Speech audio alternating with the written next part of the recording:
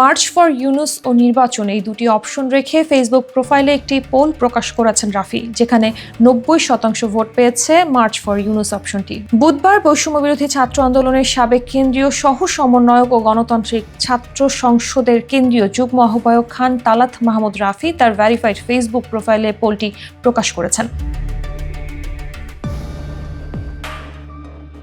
ভোটাভুটিতে দেখা গেছে March for Yunus অপশনটি বিপুল ব্যবধানে এগিয়ে আছে। এখন পর্যন্ত প্রায় 90% অর্থাৎ 1,01,706 জন ভোট দিয়েছেন এই অপশনে। অপরদিকে নির্বাচন অপশনটি পেয়েছে মাত্র 10% ভোট, যার সংখ্যায় 11,943 জন।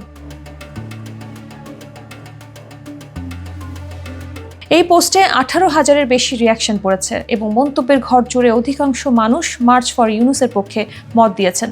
আব্দুল হান্নান নামে এক ব্যক্তি ইউনুস সমর্থনে লিখেছেন, মার্চ ফর ইউনুস আমরা আমাদের দেশের যোগ্য ব্যক্তিকে পেয়ে গেছি, সো আমরা চাই ওনার হাত ধরেই বাংলাদেশ বহুদূর এগিয়ে যাক। আর এক ফেসবুক ব্যবহারকারী লিখেছেন, ডক্টর ইউনুস স্যারকে 5 বছর ক্ষমতায় রাখুন, 53 বছর পিছিয়ে থাকা বাংলাদেশ 100 বছর এগিয়ে যাবে ইনশাল্লাহ। অনেকে মন্তব্য করেছেন, ফেসবুকের মতামত যাচাই করে বাস্তব রাজনৈতিক চিত্র বোঝা কঠিন, তবে পোস্টে বৈষম্য বিরোধী আন্দোলনের স্লোগানকে অনুসরণ করে অনেকে তুমি কে আমি কে ইউনুস ইউনুস স্লোগান দিচ্ছেন। আবার কেউ কেউ মন্তব্য করেছেন, এই দেশ একমাত্র ইউনুসের দ্বারাই নিয়ন্ত্রণ সম্ভব।